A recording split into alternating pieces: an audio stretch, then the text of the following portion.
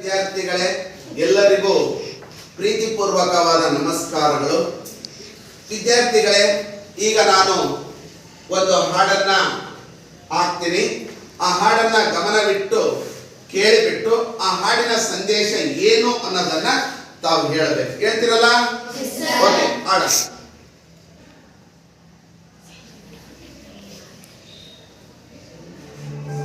ತಲತಲಾಂತರಗಳಿಂದ ಕೇಳುತ್ತಾ ಬಂದಿರುವ ಮತ್ತು ಮುಂದಿನ ತಲೆಮಾರು ಕೇಳಲೇಬೇಕಿರುವ ಕಥೆ ಪುಣ್ಯಕೋಟಿಯ ಕಥೆ.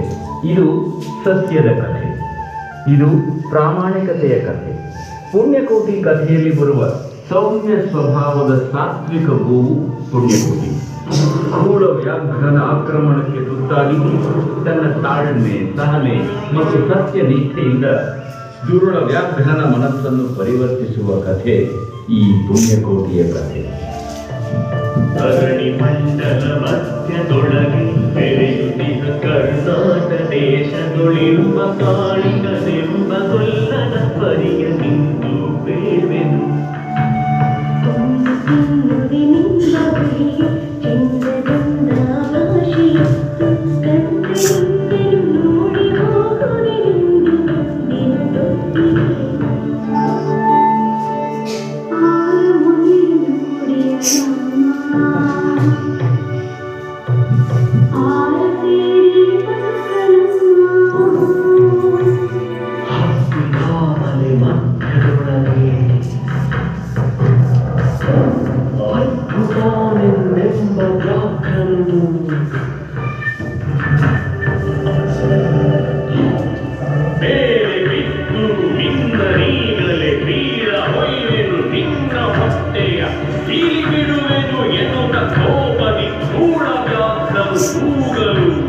ಪುಣ್ಯಕೋಟಿಯ ಮಾನ ಕೇಳಿ ಕನ್ನ ನೀರನ್ನು ಸುರಿಸಿಕೊಂಡು ಕಣ್ಣಿವಳನು ಕೊಂದು ತಿಂದರೆ ನೆಚ್ಚನ ಪರಮಾತ್ಮನು. ಕಣ್ಣಿವಳನು ಕೊಂದು ತಿಂದರೆ ನೆಚ್ಚನ ಪರಮಾತ್ಮನು.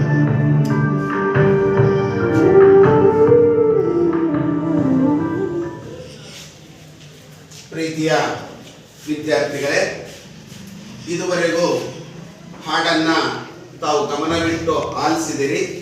ಈ ಹಾಡಿನ ಸಂದೇಶ ಏನು? ಈ ಹಾಡಿನ ಸಂದೇಶ ಏನು? ಈ ಹಾಡು ಕೇಳಿದ್ರಿ, ಈ ಹಾಡಿನ ಸಂದೇಶ ಏನು? ಯಾರಿಗೆ ಗೊತ್ತಿದೆ? ಹೇಳ. ಪ್ರಾಮಾಣಿಕತೆಯ ಬಗ್ಗೆ ತಿಳಿಸ್ಕೊಡುತ್ತೆ. ಓಕೆ, ಒಂದು ಸತ್ಯವೇ ಭಗವಂತ ಅನ್ನೋದ್ರ ಬಗ್ಗೆ ತಿಳಿಸ್ಕೊಡುತ್ತೆ. ಮತ್ತೆ ಆಲೋಚನೆ ಮಾಡಿ. ಸತ್ಯ, ಪ್ರಾಮಾಣಿಕತೆ ಹೇಳಿರ್ತಕ್ಕಂಥ ಪಾಯಿಂಟ್ ಕರೆಕ್ಟ್ ಇದೆ. ನುಡಿದಂತೆ ನಡೆಯೋದು, ಮತ್ತೆ ನುಡಿದಂತೆ ನಡೆಯೋದು, ಸತ್ಯ, ಪ್ರಾಮಾಣಿಕತೆ. ಮತ್ತೆ ಹೇಳಿ, ಈ ಹಾಡನ್ನ ಕೇಳಿದ್ರೆ ನಿಮಗೆ ಆಗ ಇದರ ಸಂದೇಶ ಏನು? ಈ ಹಾಡು ಯಾವ್ದಾದ್ರ ಬಗ್ಗೆ ತಿಳಿಸ್ಕೊಡ್ತದಪ್ಪ ಅಂದ್ರೆ, ಒಂದನೇದಾಗಿ ಸತ್ಯ, ಎರಡನೇದಾಗಿ ಪ್ರಾಮಾಣಿಕತೆ,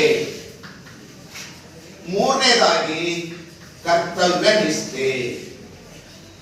ಮೂರು ಪ್ರಮುಖವಾದ ಅಂಶಗಳನ್ನ ತಿಳಿಸ್ಕೊಡುತ್ತೆ. ಪುಣ್ಯಕೋಟಿಯ ಹಾಡು ಯಾವ್ದಾದ್ರ ಬಗ್ಗೆ ತಿಳಿಸ್ಕೊಡುತ್ತೆ?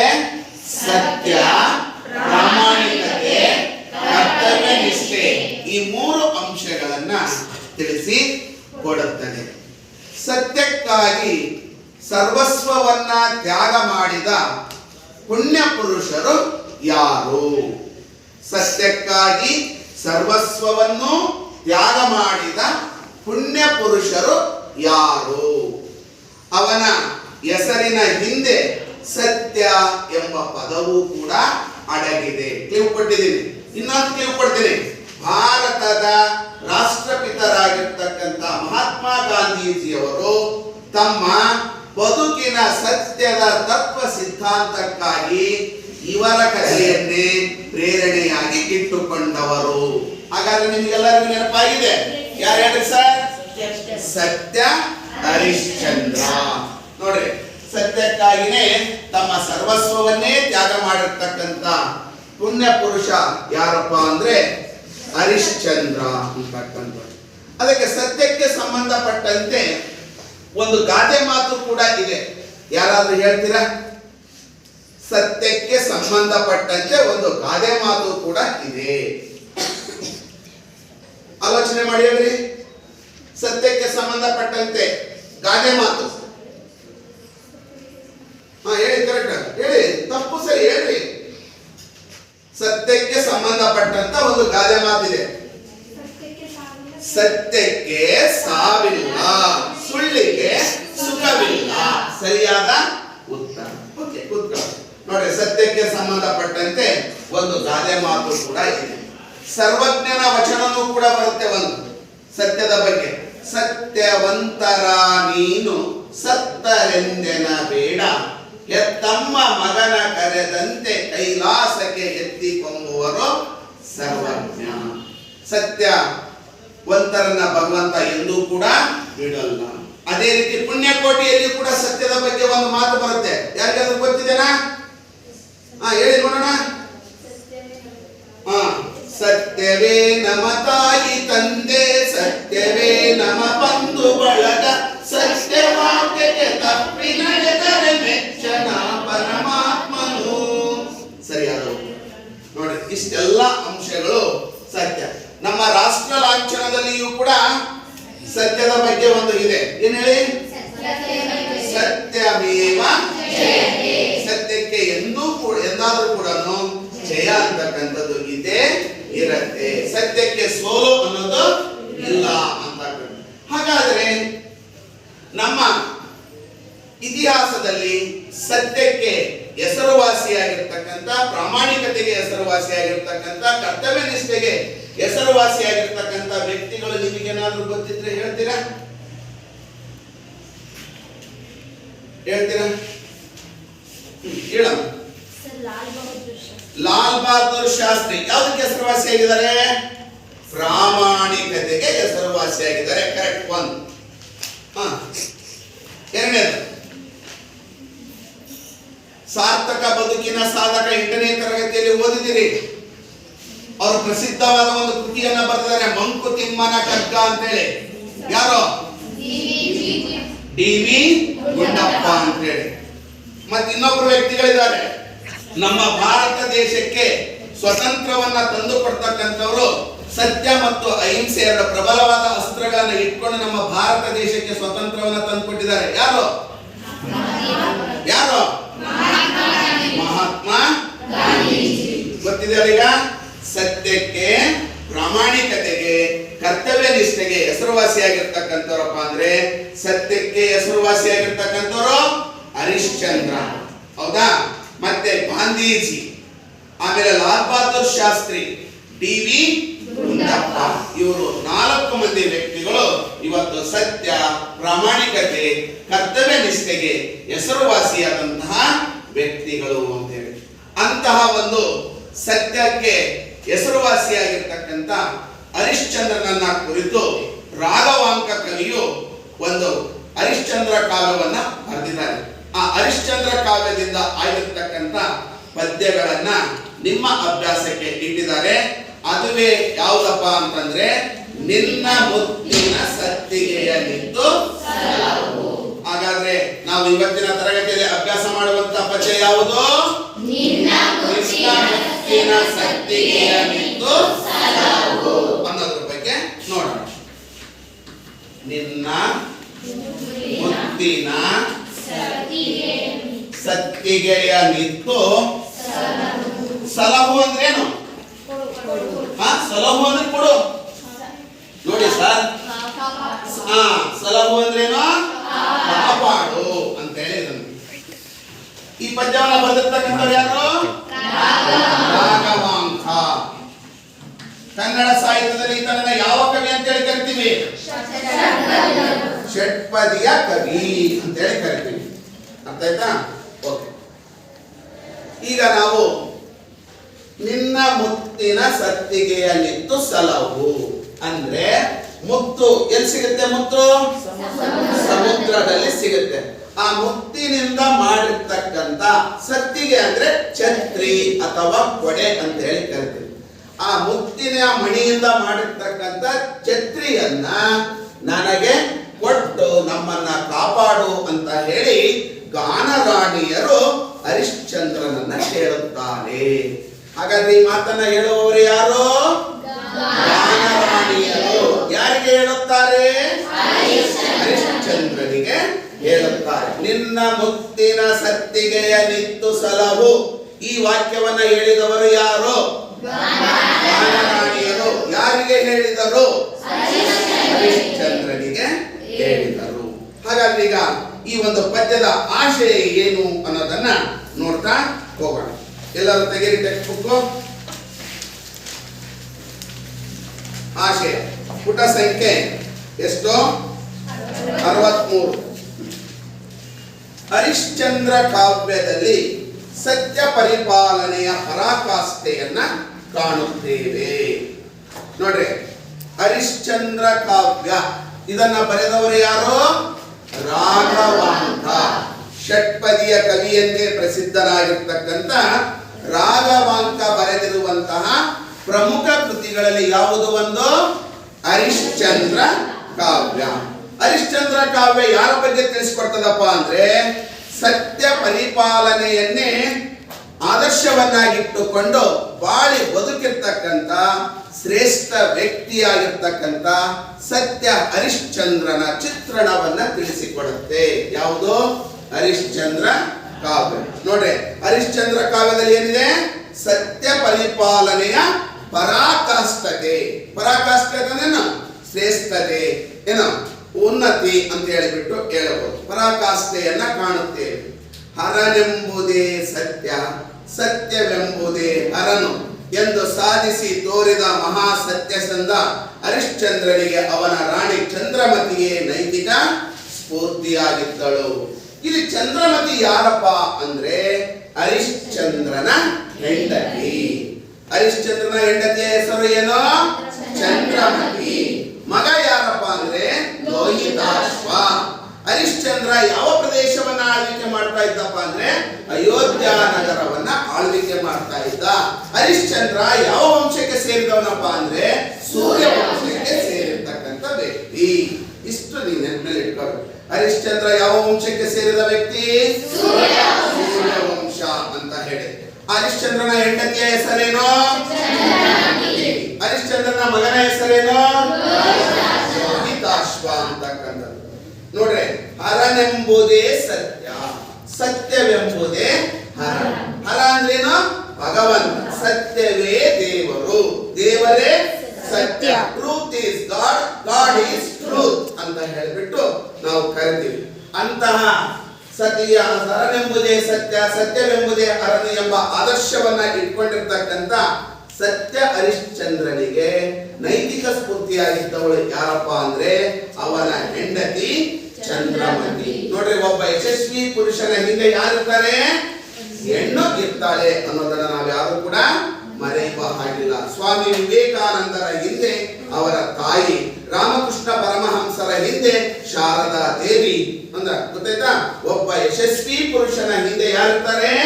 ಹೆಣ್ಣು ಅನ್ನೋದು ಹೇಳ್ತಾರೆ. ಹಾಗಾದ್ರೆ ಸತ್ಯ ಹರಿಶ್ಚಂದ್ರನಿಗೆ ನೈತಿಕ ಸ್ಫೂರ್ತಿಯಾಗಿದ್ದವಳು ಯಾರು? ಚಂದ್ರಮತಿ ಅಂತಕ್ಕಂಥ. ಬೇಟೆಗೆಂದು ಪರಿವಾರದೊಂದಿಗೆ ಅರಣ್ಯಕ್ಕೆ ತೆರಳಿದ ಹರಿಶ್ಚಂದ್ರನು ಅರಿಯದೆ ವಿಶ್ವಾಮಿತ್ರನ ಆಶ್ರಮ ಪ್ರದೇಶವನ್ನ ತುಳಿಯುತ್ತಾನೆ. ಇದೇನಾಗುತ್ತೆ? ಬೇಟೆಗೆಂದು ಪರಿವಾರ ಸಮೇತ ಹೋಗ್ತಾನೆ. ಪರಿವಾರ ಸಮೇತ ಹೋಗ್ತಾನೆ. ಬೇಟೆಗೆಂದು ಪರಿವಾರ ಸಮೇತ ಹೋದವರು ಯಾರು? ಹರಿಶ್ಚಂದ್ರ, ಅವನ ಹೆಂಡತಿ ಚಂದ್ರಮತಿ, ಅವನ ಮಗ ಲೋಹಿತಾಶ್ವ. ಮೂವರು ಕೂಡ ಕಾಡಿಗೆ ಬೇಟೆಗೆಂದು ಹೋಗುತ್ತಾರೆ. ಹೋದಂತ ಸಂದರ್ಭದಲ್ಲಿ ಯಾರ ಆಶ್ರಮಕ್ಕೆ ಹೋಗುತ್ತಾರೆ? ವಿಶ್ವಾಮಿತ್ರ ಮುನಿಯ ಆಶ್ರಮಕ್ಕೆ ಹೋಗ್ತಾರೆ. ಆಗ ಅವನಿಗೆ ಗುರುವಿನ ಆಜ್ಞೆ ಮೀರಿ ಬಂದುದರ ಅರಿವಾಗುತ್ತದೆ. ವಸಿಷ್ಠ ಮಹರ್ಷಿಗಳ ಮಾತನ್ನ ಮೀರಿ ನಾನು ವಿಶ್ವಾಮಿತ್ರ ಮುನಿಗಳ ಆಶ್ರಮವನ್ನ ಪ್ರವೇಶ ಮಾಡಿಬಿಟ್ಟೆ, ಮುಂದೆ ಏನಾಗುತ್ತೋ ಏನಿಲ್ಲೋ ಅನ್ನುವಂತಹ ಭಯ ಯಾರಿಗೆ ಆವರಿಸಿದೆ? ಹರಿಶ್ಚಂದ್ರನಿಗೆ ಆವರಿಸಿದೆ. ನೋಡ್ಲಿಕ್ಕೆ ಏನ್ ಮಾಡ್ತಾನೆ, ಇವನು ಭಯಭೀತನಾಗಿದ್ದಾನೆ. ಯಾರೋ ಹರಿಶ್ಚಂದ್ರ ದುಃಖಿತನಾಗಿದ್ದಾನೆ. ಅದೇ ಸಂದರ್ಭದಲ್ಲಿ ವಿಶ್ವಾಮಿತ್ರ ಏನ್ ಮಾಡ್ತಾನೆ, ತಪೋಬಲದಿಂದ ಗಾನರಾಣಿಯರನ್ನ ಸೃಷ್ಟಿಸಿ ಹರಿಶ್ಚಂದ್ರನನ್ನ ಪರೀಕ್ಷೆ ಮಾಡಲು ಕಳಿಸುತ್ತಾನೆ. ಅರ್ಥ ಆಯ್ತಾ? ಈಗ ಬೇಟೆಯನ್ನ ಆಡುತ್ತಾ ಆಡುತ್ತಾ ಹರಿಶ್ಚಂದ್ರ ಎಲ್ಲಿಗೆ ಬಂದಿದ್ದಾನೆ? ವಿಶ್ವಾಮಿತ್ರ ಮುನಿಗಳ ಆಶ್ರಮಕ್ಕೆ ಬಂದಿದ್ದಾನೆ. ಆ ವಿಶ್ವಾಮಿತ್ರ ಮುನಿಗಳ ಆಶ್ರಮಕ್ಕೆ ಬಂದಂತಹ ಹರಿಶ್ಚಂದ್ರನನ್ನ ಪರೀಕ್ಷೆ ಮಾಡಲಿಕ್ಕೆ ವಿಶ್ವಾಮಿತ್ರ ಯಾರನ್ನ ಸೃಷ್ಟಿ ಮಾಡಿ ಕಳಿಸುತ್ತಾನೆ? ಗಾನರಾಣಿಯರನ್ನ ಸೃಷ್ಟಿ ಮಾಡಿ ಕಳಿಸುತ್ತಾನೆ. ಆಗ ಆ ಗಾನರಾಣಿಯರು ಹರಿಶ್ಚಂದ್ರನ ಹತ್ತಿರ ಬಂದುಬಿಟ್ಟು ಹಾಡನ್ನ ಹೇಳುವುದರ ಮೂಲಕ, ನೃತ್ಯವನ್ನ ಮಾಡುವುದರ ಮೂಲಕ ಯಾರ ಮನಸ್ಸನ್ನ ಸಂತೋಷ ಪಡಿಸುತ್ತಾರೆ? ಹರಿಶ್ಚಂದ್ರನ ಮನಸ್ಸನ್ನ ಸಂತೋಷ ಪಡುತ್ತಾರೆ. ಅವನು ನನ್ನ ದುಃಖವನ್ನ ಹೋಗಲಾಡಿಸಿದ್ದೀರಿ, ನನ್ನ ಭಯವನ್ನ ದೂರ ಮಾಡಿದ್ದೀರಿ, ನನ್ನ ಕನಸನ್ನು ಕೂಡ ಇವತ್ತು ಮರೆಯುವಂತೆ ಮಾಡಿದ್ದೀರಿ.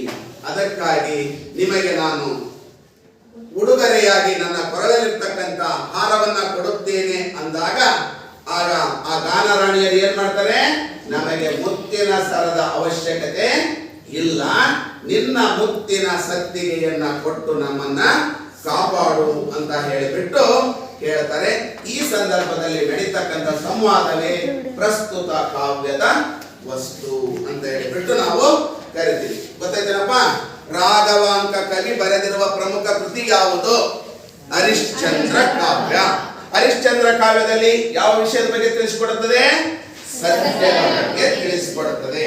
ಸತ್ಯಸಂಧನಾಗಿರ್ತಕ್ಕಂಥ ಹರಿಶ್ಚಂದ್ರ ಅರನೆಂಬುದೇ ಸತ್ಯ, ಸತ್ಯವೆಂಬುದೇ ಅರನು ಎಂಬ ಆದರ್ಶವನ್ನ ಇಟ್ಕೊಂಡಿರ್ತಕ್ಕಂಥ ಹರಿಶ್ಚಂದ್ರನಿಗೆ ನೈತಿಕ ಸ್ಫೂರ್ತಿಯಾಗಿ ನಿಂತವಳು ಯಾರಪ್ಪ ಅಂತಂದ್ರೆ ಚಂದ್ರಮತಿ ಅಂತಕ್ಕಂಥದ್ದು ಹೇಳಬಹುದು. ಆಗ ವಿಶ್ವಾಮಿತ್ರ ಏನ್ ಮಾಡ್ತಾನಪ್ಪ ಅಂದ್ರೆ, ಆ ಒಂದು ತನ್ನ ಪರಿವಾರ ಸಮೇತ ಕಾಡಿಗೆ ಬೇಟೆಯಾಡುತ್ತಾ ತನ್ನ ಆಶ್ರಮಕ್ಕೆ ಬರುವಂತೆ ಮಾಡ್ತಾನೆ. ಅವಾಗ ಹರಿಶ್ಚಂದ್ರ ಅಂತಕ್ಕಂಥವನು ತನಗೆ ಅರಿವಿಲ್ಲದಂತೆ ವಿಶ್ವಾಮಿತ್ರ ಮುನಿಯ ಆಶ್ರಮಕ್ಕೆ ಬಂದು ಬಿಡ್ತಾನೆ. ಆಗ ಬಂದಂತ ಸಂದರ್ಭದಲ್ಲಿ ಅವನನ್ನ ಪರೀಕ್ಷೆ ಮಾಡಲಿಕ್ಕಾಗಿ ವಿಶ್ವಾಮಿತ್ರ ತನ್ನ ತಪೋಬಲದಿಂದ ಗಾನರಾಣಿಯನ್ನ ಸೃಷ್ಟಿಸಿ ಅವರ ಹತ್ತಿರ ಕಳಿಸುತ್ತಾನೆ. ಗಾನರಾಣಿಯರು ಹಾಡು ಮತ್ತು ನೃತ್ಯವನ್ನ ಮಾಡುವುದರ ಮೂಲಕ ಅವನ ಮನಸ್ಸನ್ನ ಸಂತೋಷಪಡಿಸುತ್ತಾರೆ. ಅವನು ಸಂತೋಷಪಡಿಸಿದ್ದಕ್ಕಾಗಿ ಪ್ರತಿಯಾಗಿ ತನ್ನ ಕೊರಳಲ್ಲಿರ್ತಕ್ಕಂಥ ಹಾರಗಳನ್ನ ಉಡುಗೊರೆಯಾಗಿ ಕೊಡ್ಲಿಕ್ಕೆ ಹೋಗ್ತಾನೆ. ಆಗ ಆ ಉಡುಗೊರೆಯನ್ನ ಅವರು ಸ್ವೀಕರಿಸಲ್ಲ. ಈ ಮುತ್ತಿನ ಹಾರಗಳಿಗೆ ಬದಲಾಗಿ ನಿನ್ನ ಹತ್ತಿರ ಇರ್ತಕ್ಕಂಥ ಮುತ್ತಿನ ಮಣಿಗಳಿಂದ ಮಾಡಿರ್ತಕ್ಕಂಥ ಕೊಡೆಯನ್ನ ಕೊಟ್ಟು ನಮ್ಮನ್ನ ಬಿಸಿಲಿನಿಂದ ಕಾಪಾಡು ಅಂತ ಹೇಳಿಬಿಟ್ಟು ಹೇಳ್ತಾರೆ. ಆಗ ಗಾನರಾಣಿಯರು ಮತ್ತು ಹರಿಶ್ಚಂದ್ರನ ನಡುವೆ ನಡೀತಕ್ಕಂಥ ಸಂಭಾಷಣೆಗೆ ಪ್ರಸ್ತುತ ಕಾವ್ಯದ ಕಥಾ ವಸ್ತು. ಆಶಯ ಬಾಬುಗಳ ಅರ್ಥ ಆಯ್ತಲ್ಲ? ಇದಕ್ಕೆ ಸಂಬಂಧಿಸಿರ್ತಕ್ಕಂಥ ಒಂದು ಪೂರ್ವ ಕಥೆ ಇದೆ. ಏನಪ್ಪಾ ಅಂತಂದ್ರೆ, ಒಮ್ಮೆ ದೇವತೆಗಳ ಒಡೆಯನಾಗಿರ್ತಕ್ಕಂಥ ಇಂದ್ರ ಏನ್ ಮಾಡ್ತಾನಪ್ಪ ಅಂದ್ರೆ, ದೇವಲೋಕದಲ್ಲಿ ಒಂದು ಸಭೆಯನ್ನ ಕರೀತಾನೆ. ಆ ಇಂದ್ರನು ಕರೆದಿರುವಂತಹ ಸಭೆಯಲ್ಲಿ ಯಾರ್ಯಾರು ಇರ್ತಾರಪ್ಪ ಅಂದ್ರೆ, ದೇವಾನು ದೇವತೆಗಳು ಇರ್ತಾರೆ, ಋಷಿ ಮುನಿಗಳು ಅಂತಕ್ಕಂಥವ್ರು ಇರ್ತಾರೆ. ಭೂಲೋಕದಿಂದ ವಸಿಷ್ಠ ಮಹರ್ಷಿಗಳು ಮತ್ತು ವಿಶ್ವಾಮಿತ್ರರು ಇಂದ್ರನು ಕರೆದಿರ್ತಕ್ಕಂಥ ಸಭೆಗೆ ಹೋಗಿರ್ತಾರೆ. ಆಗ ಸಭೆಯಲ್ಲಿ ವಸಿಷ್ಠರನ್ನ ಉದ್ದೇಶಿಸಿ ಇಂದ್ರ ಒಂದು ಪ್ರಶ್ನೆಯನ್ನ ಕೇಳ್ತಾನೆ. ಏನಪ್ಪಾ ಅಂದ್ರೆ, ಭೂಲೋಕದಲ್ಲಿ ಸತ್ಯವಂತ ಅರಸ ಯಾರು ಅಂತ ಕೇಳಿಬಿಟ್ಟು, ಆಗ ಕೇಳಿದಾಗ ವಸಿಷ್ಠ ಮಹರ್ಷಿಗಳು ಯೋಚನೆ ಮಾಡಿಬಿಟ್ಟು ಅಯೋಧ್ಯೆಯ ಅರಸನಾಗಿರ್ತಕ್ಕಂಥ ಹರಿಶ್ಚಂದ್ರನ ಹೆಸರನ್ನ ಹೇಳುತ್ತಾ ಅವನ ಸತ್ಯನಿಷ್ಠೆಯ ಬಗ್ಗೆ ವಿವರವನ್ನ ಹೇಳ್ತಾನೆ. ಸತ್ಯನಿಷ್ಠೆಯ ಬಗ್ಗೆ ತಿಳಿಸಿ ಹೇಳ್ತಾನೆ. ಇದನ್ನ ಕೇಳಿರ್ತಕ್ಕಂಥ ವಿಶ್ವಾಮಿತ್ರ ಏನು ಮಾಡ್ತಾನೆ, ವಸಿಷ್ಠರು ಆಡಿರ್ತಕ್ಕಂಥ ಮಾತನ್ನ ಸುಳ್ಳು ಮಾಡಬೇಕು, ಹಲ್ಲಗಳಿಬೇಕು ಅಂತ ಹೇಳಿಬಿಟ್ಟು ಅವನೇನ್ ಮಾಡ್ತಾನೆ, ಒಂದು ಶಪಥವನ್ನ ಮಾಡ್ತಾನೆ. ಯಾಕಂದ್ರೆ ವಸಿಷ್ಠ ಮಹರ್ಷಿಗಳಿಗೂ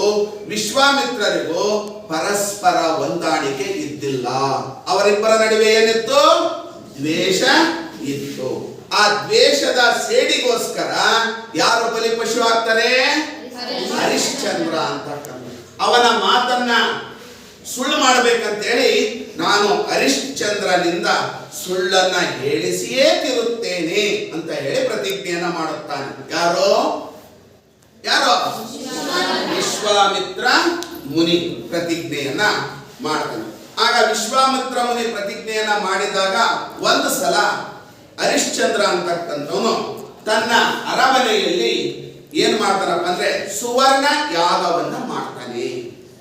ಆಗ ಸುವರ್ಣ ಯಾಗವನ್ನ ಮಾಡಿದಾಗ ವಿಶ್ವಾಮಿತ್ರ ಮುನಿ ಮಾರು ವೇಷದಲ್ಲಿ ಬಂದುಬಿಟ್ಟು ದೊಡ್ಡ ಮೊತ್ತದ ದಾನವನ್ನ ಕೇಳಿಬಿಟ್ಟು ಅವನನ್ನ ಕೊಡಲಾರದ ಸ್ಥಿತಿಗೆ ತರಬೇಕು, ಅವನ ಸತ್ಯವ್ರತಕ್ಕೆ ಭಂಗವನ್ನ ತರಬೇಕು ಅಂತೇಳಿ ದೊಡ್ಡ ಮೊತ್ತದ ಹಣವನ್ನ ಕೇಳಿಬಿಡ್ತಾನೆ. ಅವಾಗ ಹರಿಶ್ಚಂದ್ರ ಎದರದೆ ಭಯ ಭಕ್ತಿಯಿಂದ ವಿಶ್ವಾಮಿತ್ರ ಕೇಳಿರ್ತಕ್ಕಂಥ ಎಲ್ಲ ಕೇಳಿದಷ್ಟು ಸಂಪತ್ತನ್ನ ಏನ್ ಮಾಡಿಬಿಡ್ತಾನೆ? ಕೊಟ್ಟು ಬಿಡ್ತಾನೆ. ಹಾಗಾದ್ರೆ ಯಾರು ಸೋತರು?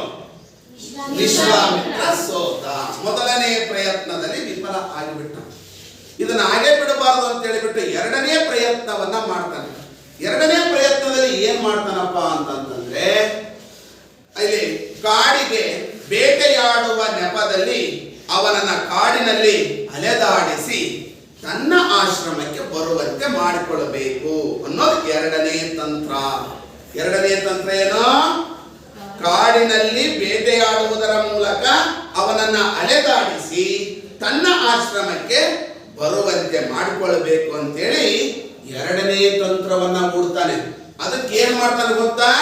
ತನ್ನ ಮಾಯಾಶಕ್ತಿಯಿಂದ ಮತ್ತು ತಪೋಬಲದಿಂದ ವನ್ಯ ಮೃಗಗಳನ್ನ ಸೃಷ್ಟಿ ಮಾಡ್ತಾನೆ. ವನ್ಯ ಮೃಗಗಳಂದ್ರೆ ಗೊತ್ತಿದೆಯಲ್ಲ, ಕಾಡಿನಲ್ಲಿ ವಾಸಿಸುವಂತಹ ಪ್ರಾಣಿಗಳನ್ನ ನಾವೇನಂತ ಕರಿತೀವಿ?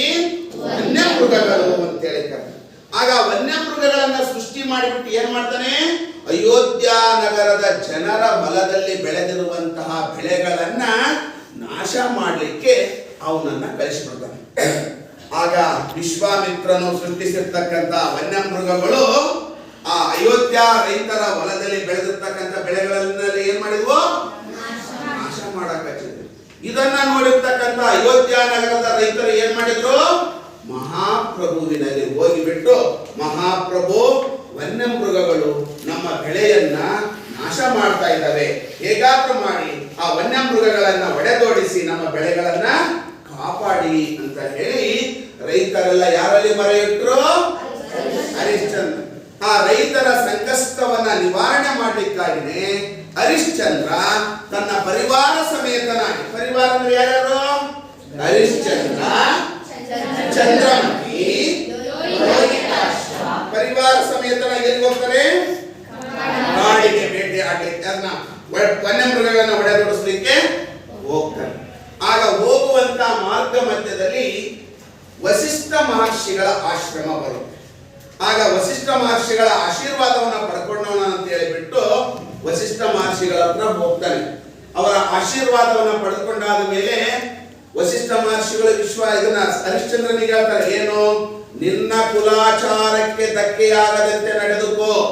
ನೀನು ಹೋಗುವಂತ ದಾರಿಯಲ್ಲಿ ವಿಶ್ವಾಮಿತ್ರ ಮುನಿಗಳ ಆಶ್ರಮ ಬರುತ್ತೆ. ಅಪ್ಪಿದಪ್ಪಿ ಆ ಆಶ್ರಮಕ್ಕೆ ನೀನು ಯಾವುದೇ ಕಾರಣಕ್ಕೂ ಕಾಲನ್ನ ಇಡಬೇಡ ಅಂತ ಹೇಳಿಬಿಟ್ಟ. ಆಯ್ತು ಅಂತ ಹೇಳಿ ಅಪ್ಪಣೆ ಪಡ್ಕೊಂಡು ಏನ್ ಮಾಡ್ತಾನೆ? ಹೋಗ್ತಾನೆ. ಹೋಗಿ ಆ ಕಾಡು ಪ್ರಾಣಿಗಳನ್ನ ಬೆನ್ನಟ್ಕೊಂಡು ಹೋಗುವ ಇದರಲ್ಲಿ ಮೈ ಮರೆತು ಬಿಟ್ಟು ಗುರುವಿನ ಆಜ್ಞೆಯ ಮಾತನ್ನ ಮೀರಿ ವಿಶ್ವಾಮಿತ್ರ ಮುನಿಗಳ ಆಶ್ರಮಕ್ಕೆ ಏನ್ ಮಾಡಿಬಿಡ್ತಾನೆ? ಕಾಲಿಟ್ಟು ಬಿಡ್ತಾನೆ. ಆಗ ಕಾಲಿಟ್ಟ ತಕ್ಷಣನೇ ಅವನಿಗೆ ಏನಾಗ್ಬಿಡುತ್ತೆ? ಭಯ ಆವರಿಸ್ತದೆ, ಆಯಾಸ ಆವರಿಸ್ತದೆ, ದುಃಖ ಆವರಿಸ್ತದೆ. ಅಯ್ಯೋ, ಗುರುವಿನ ಆಜ್ಞೆಯನ್ನ ಮೀರಿ ಬಂದು ಬಿಟ್ಟಲ್ಲ, ಮುಂದೆ ಏನಾಗುತ್ತೋ ಏನಿಲ್ಲೋ. ಮತ್ತೆ ಆ ಕಾಡು ಪ್ರಾಣಿಗಳನ್ನ ಸುತ್ತಾಡಿಕೊಂಡ್ಬಿಟ್ಟು ಏನಾಗಿಬಿಟ್ಟದೆ? ಸುಸ್ತಾಗಿದ್ದಾನೆ, ದುಃಖಿತನಾಗಿದ್ದಾನೆ, ಭಯಭೀತನಾಗಿದ್ದಾನೆ. ಆ ದುಃಖಿತನಾಗಿರ್ತಕ್ಕಂಥ ಭಯಭೀತನಾಗಿರ್ತಕ್ಕಂಥ ಹರಿಶ್ಚಂದ್ರನನ್ನ ಪರೀಕ್ಷಿಸ್ಲಿಕ್ಕೆ ವಿಶ್ವಾಮಿತ್ರ ಯಾರನ್ನ ಸೃಷ್ಟಿ ಮಾಡ್ತಾನೆ? ಗಾನರಾಣಿಯರನ್ನ ಸೃಷ್ಟಿ ಮಾಡಿಬಿಟ್ಟು, ತನ್ನ ತಪೋಬಲದಿಂದ ಗಾನರಾಣಿಯರನ್ನ ಸೃಷ್ಟಿ ಮಾಡಿಬಿಟ್ಟು ಎಲ್ಲಿ ಕಳಿಸ್ತಾನೆ? ಹರಿಶ್ಚಂದ್ರನಾಗಿರು. ನೀವು ಹರಿಶ್ಚಂದ್ರನಿಂದ ಸುಳ್ಳನ್ನ ಹೇಳಿಸಿಯೇ ತಿರಬೇಕು ಅಂತ ಹೇಳಿಬಿಟ್ಟು ಅವರನ್ನ ಕಳಿಸ್ಕೊಡ್ತಾನೆ. ಆಗ ಗಾನರಾಣಿಯರು ಹರಿಶ್ಚಂದ್ರನ ಹತ್ತಿರ ಬಂದುಬಿಟ್ಟು ನೆಕ್ಸ್ಟ್ ಹಾಡು ನೃತ್ಯಗಳ ಮೂಲಕ ಅವನ ಮನಸ್ಸನ್ನ ಯಾವ ರೀತಿ ಸಂತೋಷ ಪಡಿಸ್ತಾರೆ. ಆ ಗಾನರಾಣಿಯರ ನಡುವೆ ಮತ್ತು ಹರಿಶ್ಚಂದ್ರನ ನಡುವೆ ನಡೆದಿರ್ತಕ್ಕಂಥ ಸಂಭಾಷಣೆಯ ಕಥಾ ವಸ್ತು ಮುಂದೆ ನಿಮಗೆ ಗೊತ್ತಾಗುತ್ತೆ. ಈ ಕಥೆ ಅರ್ಥ ಆಯ್ತಲ್ಲ? ಪೂರ್ವ ಕಥೆ. ದೇವೇಂದ್ರ ಸಭೆ ಕರೆದ, ಹೌದಾ? ಆ ಸಭೆಯಲ್ಲಿ ಯಾರು ಹೋಗಿದ್ರು? ವಿಶ್ವಾಮಿತ್ರ, ವಸಿಷ್ಠ ಮಹರ್ಷಿ. ವಸಿಷ್ಠ ಮಹರ್ಷಿಗೆ ದೇವೇಂದ್ರ ಏನ್ ಪ್ರಶ್ನೆ ಕೇಳಿದ? ಭೂಲೋಕದಲ್ಲಿ ಸತ್ಯವಂತ ಅರಸ ಯಾರು ಅಂತ ಕೇಳಿದ್ರು. ಅದಕ್ಕೆ ಆತ ಏನ್ ಉತ್ತರ ಕೊಟ್ಟ? ವಸಿಷ್ಠರ ಮಾತನ್ನ ಸುಳ್ಳು ಮಾಡ್ಬೇಕಂತ ಹೇಳಿಬಿಟ್ಟು ಯಾರು ಪಣ ತೊಟ್ರು? ವಿಶ್ವಾಮಿತ್ರ. ಆತ ಎರಡು ತಂತ್ರಗಳನ್ನ ಇದನ್ನ ಮಾಡ್ತಾನೆ. ಯಾವ್ಯಾವ್ದು? ಹರಿಶ್ಚಂದ್ರನ ಕೈಗೊಂಡಿರ್ತಕ್ಕಂಥ ಯಾಗದಲ್ಲಿ ದೊಡ್ಡ ಮೊತ್ತದ ದಾನವನ್ನ ಕೇಳೋದು. ಎರಡನೇದು, ಬೇಟೆಯ ನಮದಲ್ಲಿ ಕಾಡು ಪ್ರಾಣಿಗಳನ್ನ ಸೃಷ್ಟಿಸಿ ಕಾಡಿನಲ್ಲಿ ಅಲಿಯುತ್ತಾ ತನ್ನ ಆಶ್ರಮಕ್ಕೆ ಬರುವಂತೆ ಮಾಡಿಕೊಳ್ತಕ್ಕಂಥದ್ದು ಇಲ್ಲಿ ಬರ್ತದೆ. ಈ ಎರಡು ಅಂಶಗಳ ಮೂಲಕ ಆತ ಹರಿಶ್ಚಂದ್ರನನ್ನ ಸುಳ್ಳು ಹೇಳಿಸ್ಲಿಕ್ಕೆ ಹೋಗ್ತಾನೆ. ಕೊನೆಗೆ ಹರಿಶ್ಚಂದ್ರನಿಂದ ಸುಳ್ಳು ಹೇಳಿಸ್ಲಿಕ್ಕೆ ಆಗೋದಿಲ್ಲ. ಆ ಗಾನರಾಣಿಯರು ಮತ್ತು ಹರಿಶ್ಚಂದ್ರನ ನಡುವೆ ನಡೆದಿರ್ತಕ್ಕಂಥ ಸಂಭಾಷಣೆ ಈ ಒಂದು ಪ್ರಸ್ತುತ ಕಾವ್ಯ ಭಾಗದಲ್ಲಿ ಇದೆ ಅಂತಕ್ಕಂಥದ್ದನ್ನ ನಾವು ನೋಡ್ತೀವಿ. ಆ ಹರಿಶ್ಚಂದ್ರ ಕಾವ್ಯದ ಸಂಗ್ರಹಣೆ ಇದು. ಇಲ್ಲಿ ನೋಡಿ, ಇದು ಪುಸ್ತಕ, ಇದೇ ಆಕರ ಕೃತಿ ಹರಿಶ್ಚಂದ್ರ ಕಾವ್ಯ. ಕಾಣುತ್ತೆ ಎಲ್ಲರಿಗೂ? ನೆಕ್ಸ್ಟ್,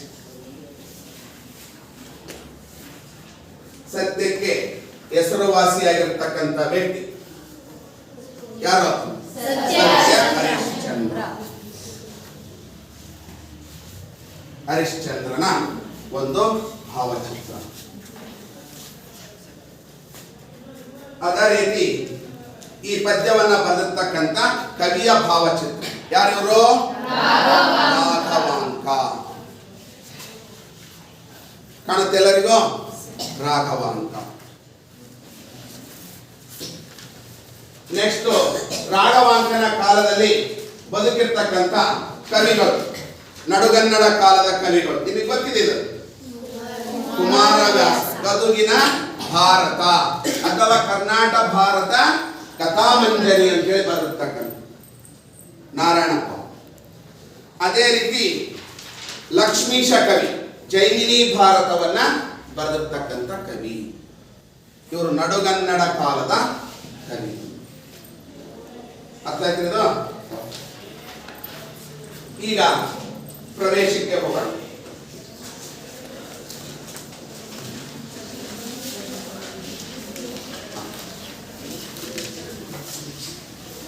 ಪ್ರವೇಶ ನೋಡ್ರಿ. ಉತ್ತಮ ಕಾವ್ಯಗಳ ಅಧ್ಯಯನದಿಂದ ಜ್ಞಾನ ಹೆಚ್ಚುವುದರೊಂದಿಗೆ ಮಾನಸಿಕ ನೆಮ್ಮದಿ, ಸುಖ, ಶಾಂತಿ ಲಭಿಸುತ್ತದೆ. ಉತ್ತಮ ಕಾವ್ಯಗಳಂದ್ರೆ ಯಾವ್ಯಾವು ನಿಮಗೆ ಗೊತ್ತಿರ ಹೇಳ್ರಿ? ರಾಮಾಯಣ, ಮಹಾಭಾರತ, ಭಗವದ್ಗೀತೆ, ಮಂಕುತಿಮ್ಮನ ಕಗ್ಗ, ಸೋಮೇಶ್ವರ ಶತಕ, ಇವೆಲ್ಲವೂ ಯಾವುವು? ಉತ್ತಮ ಕೃತಿಗಳು. ಉತ್ತಮ ಕಾವ್ಯಗಳ ಅಭ್ಯಾಸದಿಂದ ಏನಾಗುತ್ತೆ? ಜ್ಞಾನ ಹೆಚ್ಚುತ್ತೆ. ಆಮೇಲೆ ಮನಸ್ಸಿಗೆ ನೆಮ್ಮದಿ, ಶಾಂತಿ, ಸುಖ ಅನ್ನೋದು ಲಭಿಸುತ್ತದೆ. ಮನಸ್ಸಿಗೆ ಉತ್ತಮವಾದ ಸಂಸ್ಕಾರವೂ ಕೂಡ ಲಭಿಸುತ್ತದೆ. ಆಮೇಲೆ ಗೌರವಯುತವಾದ ಬದುಕನ್ನ ನಡೆಸಲು ನಮಗೆ ಸಹಾಯಕವಾಗುತ್ತದೆ. ಅದರ ಜೊತೆಗೆ ನಾಡಿನ ಪ್ರಾಕೃತಿಕ ಸೌಂದರ್ಯದ ಬಗ್ಗೆ, ಸಂಸ್ಕೃತಿಯ ಬಗ್ಗೆ, ಚರಿತ್ರೆಯ ಬಗ್ಗೆ ತಿಳಿಸಿಕೊಡ್ತದೆ. ನೋಡ್ರಿ ಎಷ್ಟು ಅಂಶಗಳು. ಉತ್ತಮ ಕಾವ್ಯಗಳ ಅಧ್ಯಯನದಿಂದ ಏನೇನಾಗುತ್ತೆ? ನಮ್ಮ ಜ್ಞಾನ ಹೆಚ್ಚಾಗುತ್ತದೆ. ಮತ್ತೆ ಉತ್ತಮ ಕಾವ್ಯಗಳನ್ನ ಓದುತ್ತಲೇ ಏನಾಗುತ್ತೆ? ನಮ್ಮ ಜ್ಞಾನ ಹೆಚ್ಚುತ್ತದೆ. ಒಂದು. ಎರಡನೇದಾಗಿ ಮನಸ್ಸಿಗೆ ಸಂತೋಷ ಉಂಟಾಗುತ್ತೆ. ನೆಮ್ಮದಿ, ಸುಖ, ಸಂತೋಷ ಅಂತಕ್ಕಂಥದ್ದು ಉಂಟಾಗುತ್ತದೆ. ಉತ್ತಮ ಕಾವ್ಯಗಳ ಅಧ್ಯಯನದಿಂದ ನಮ್ಮ ನಾಡಿನ ಪರಂಪರೆಯ ಬಗ್ಗೆ, ನಮ್ಮ ನಾಡಿನ ಸಂಸ್ಕೃತಿಯ ಬಗ್ಗೆ, ನಮ್ಮ ನಾಡಿನ ಪ್ರಾಕೃತಿಕ ಸೌಂದರ್ಯದ ಬಗ್ಗೆ ಮತ್ತು ಮೌಲ್ಯಗಳನ್ನ ತಿಳಿಸಿ ಕೊಡುತ್ತವೆ. ಯಾವಪ್ಪ ಅಂದ್ರೆ ಉತ್ತಮ ಕಾವ್ಯಗಳು ಅಂತಕ್ಕಂಥದ್ದು ಇಲ್ಲಿ ಬರ್ತದೆ. ಅದಕ್ಕಂದೆ ಕಾವ್ಯಶಾಸ್ತ್ರ ವಿನೋದೇನ ಕಾಲೋ ಗಚ್ಚತಿ ಧೀಮತಾಂ. ಇದರ ಅರ್ಥ ಏನ್ ಗೊತ್ತಾ?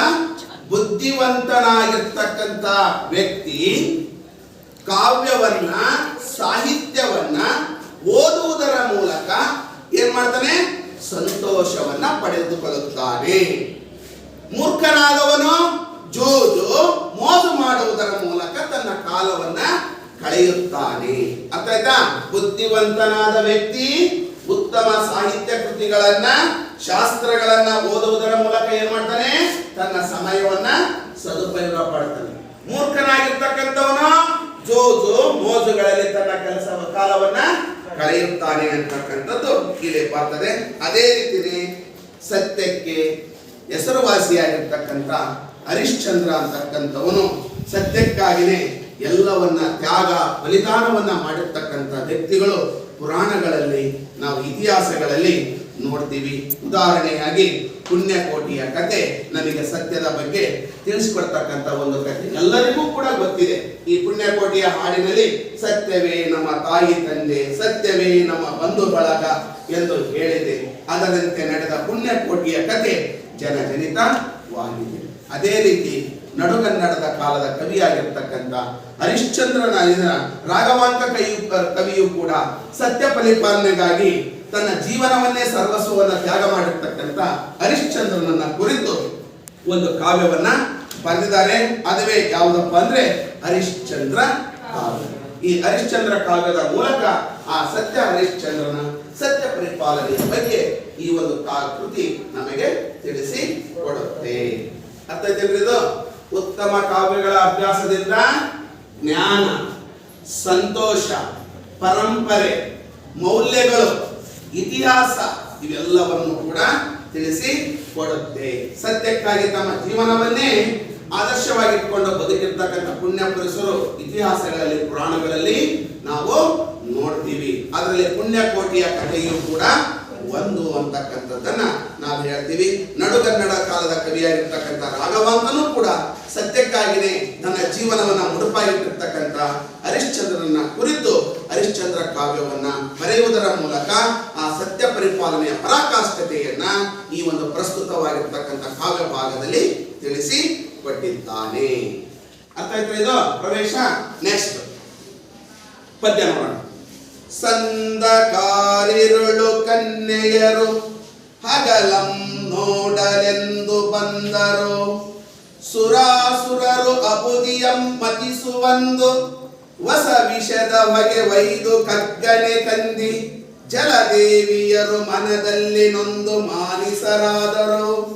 ಕಮಲಜಂ ನೀಲದಿಂದ ಮಾಡಿದ ಸಾಲ ಪಂಜಿಕೆಗಳ ವದವಿ ಜೀವಂ ತಳೆದವು ಎನಿಪ್ಪ ಅಂದದಿಂ ಬಂದನ್ ಅಂಗನೆಯರು ಅವನೀಶನೆಡೆಗೆ. ಓಕೆ, ಈ ನುಡಿಯನ್ನ ನೋಡಿದ್ರಲ್ಲ, ಇನ್ನೊಂದ್ಸಲ ಓದ್ತೀನಿ ನೋಡ್ರಿ. ಸಂದಕಾರಿರುಳು ಕನ್ಯೆಯರು ಹಗಲಂ ನೋಡಲೆಂದು ಬಂದರು, ಸುರಾಸುರರು ಅಬುದಿಯಂ ಮತಿಸುವಂದು ವಸ ವಿಷದ ಹೊಗೆ ಒಯ್ದು ಕಗ್ಗನೆ ಕಂಜಿ ಜಲದೇವಿಯರು ಮನದಲ್ಲಿ ನೊಂದು ಮಾನಿಸರಾದರು. ಕಮಲಜಂ ನೀಲದಿಂದ ಮಾಡಿದ ಸಾಲ ಪಂಜಿಕೆಗಳು ಒದವಿ ಜೀವಂ ತಳೆದವು ಎನಿಪ್ಪ ಅಂದದಿಂ ಬಂದರ್ ಅಂಗನೆಯರು ಅವನೀಶನೆಡೆಗೆ. ಹಾಗಾದ್ರೆ ಈ ಒಂದು ಪದ್ಯದಲ್ಲಿ ನುಡಿಯಲ್ಲಿ ಬಂದಿರತಕ್ಕಂಥ ವ್ಯಾಕರಣಾಂಶಗಳನ್ನ ಪಟ್ಟಿ ಮಾಡ್ತೀರಾ ನೋಡಿ. ಯಾರಾದ್ರೂ ಹೇಳ್ಬೋದು ಇದರಲ್ಲಿ ಬಂದಿರತಕ್ಕಂಥ ವ್ಯಾಕರಣಾಂಶಗಳು? ಹೇಳ. ಯಾವ್ದು ಹೇಳ? ಸುರಾಸುರ ಸಂಧಿ ಬರುತ್ತೆ. ಬಿಡಿಸಮ್ಮ. ಸುರ ಪ್ಲಸ್ ಅಸುರ ಏನಾಗುತ್ತೆ? ಸುರಾಸುರ. ಇಲ್ಲಿ ಯಾವ ಸ್ವರ ಇದೆ? ಆ ಇದೆ. ಇಲ್ಲಿ ಯಾವ್ದಿದೆ? ಆ ಇದೆ. ಇವೆರಡು ಯಾವ ಸ್ವರಗಳು? ಸವರ್ಣ ಸ್ವರಗಳು. ಸವರ್ಣ ಸ್ವರಗಳು ಒಂದರ ಮುಂದೆ ಒಂದು ಬಂದು ಮುಂದೆ ಅದೇ ಸ್ವರ ದೀರ್ಘ ಆದೇಶವಾಗಿ ಬಂದಿರೋದ್ರಿಂದ ಇದನ್ನ ಯಾವ ಸಂಧಿ ಅಂತ ಹೇಳಿ ಕರಿತೀವಿ? ಸವರ್ಣ ದೀರ್ಘ ಸಂಧಿ. ಸುರ ಪ್ಲಸ್ ಅಸುರ ಅಸುರ ಸುರಾಸುರ.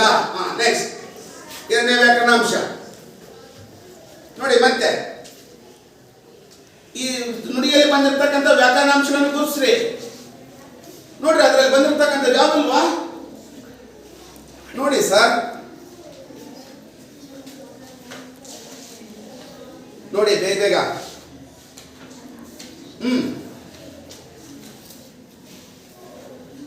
ಯಾವ ಗೊತ್ತಾಗ್ತಾ ಇಲ್ಲ, ಯಾವ್ಯಾವ ಗೊತ್ತಾಗ್ತಾ ಇಲ್ಲ ಇದ್ರೊಳಗ. ನೋಡಿ ಆಲೋಚನೆ ಮಾಡ್ರಿ. ಕನ್ಯಾ ಅಂದ್ರೇನಪ್ಪ?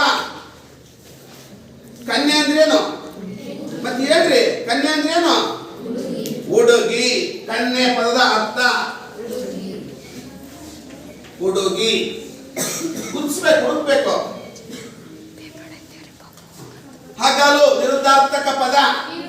ಮತ್ ನೋಡ್ರಿ ಇಷ್ಟು ಗೊತ್ತಾಗಲ್ಲ ಅಂದ್ರೆ ಏನ್ ಮಾಡ್ಬೇಕು ಹೇಳ್ರಿ. ಹಗಲು ಪದದ ವಿರುದ್ಧಾರ್ಥಕ ಪದ ಇರುಳು.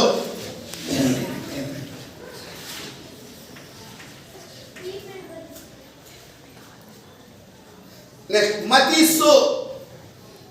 ಮತಿಸು ಅಂದ್ರೇನು? ಕಡೆಯುವುದು. ಮಜ್ಗಿ ಕಡೆ ನೋಡಿದಿರಲ್ಲ, ಮತಿಸು ಅಂದ್ರೆ ಕಡೆ.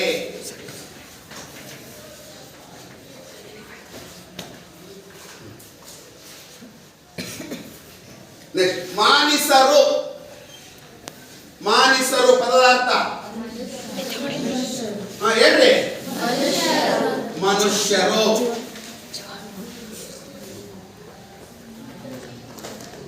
ಕಮಲಜ ಅಂತ ಹೇಳಿ ಯಾರನ್ನ ಕರೀತಾರೆ? ಬ್ರಹ್ಮ. ಕಮಲ ಅಂದ್ರೆ ಗೊತ್ತಿದೆ ನಿಮಗೆ. ಕಮಲ. ಜ ಅಂದ್ರೆ ಜನಿಸಿದವನು. ಕಮಲದಲ್ಲಿ ಜನಿಸಿದವನ ಆರೋ ಅವನೇ ಕಮಲಜ. ಕಮಲಜ ಅಂದ್ರೇನು? ಬ್ರಹ್ಮ.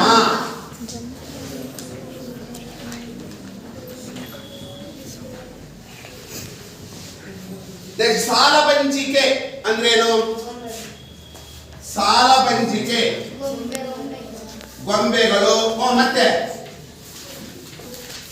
ವಿಗ್ರಹಗಳು, ಪುತ್ಥಳಿಗಳು.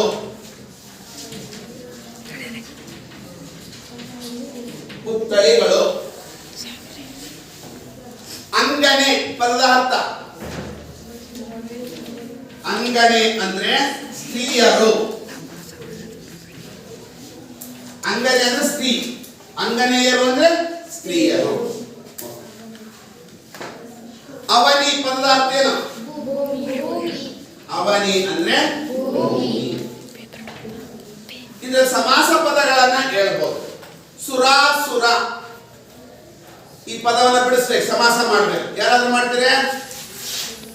ಸುರಾಸುರ. ಯಾರಿಗೆ ಸಮಾಸ ಮಾಡಕ್ ಬರಲ್ವಾ? ಇದು ಸಮಾಸದ ಹೆಸರೇ. ಸುರಾಸುರ ಯಾವ ಸಮಾಸ ಆಗುತ್ತೆ?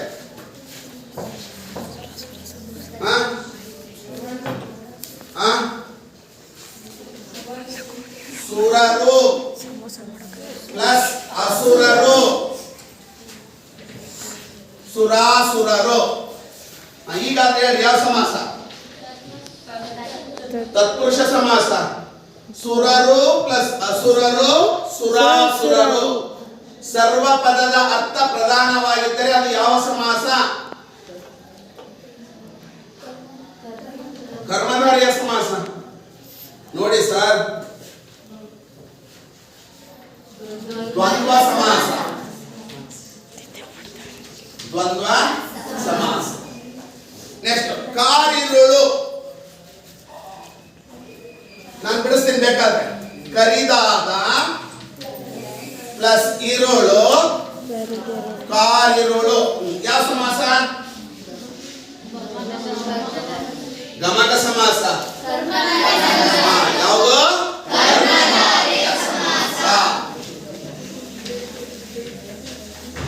ಪೂರ್ವೋತ್ತರ ಪದಗಳು ಲಿಂಗ ವಚನ ವಿಭಕ್ತಿಗಳಿಂದ ಸಮಾನವಾಗಿದ್ದು ವಿಶೇಷಣ ವಿಶೇಷಗಳೊಂದಿಗೆ ಸಂಬಂಧವನ್ನು ಹೊಂದಿದ್ದರೆ ಅಂತ ಸಮಾಸವನ್ನು ನಾವೇನಂತ ಕರಿತೀವಿ? ಕರ್ಮಧಾರಯ ಸಮಾಸ. ಕಮಲಜ. ನೋಡ್ರಿ ಸರ್, ಕರೆಕ್ಟ್. ಕಮಲದಲ್ಲಿ ಜನಿಸಿದವನು ಆರೋ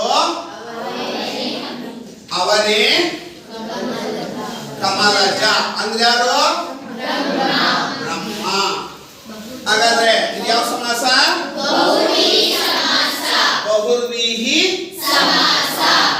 ಇನ್ನೊಂದು ಬರ್ತ್ ನೋಡ್ರಿ, ಅವನೀಶ.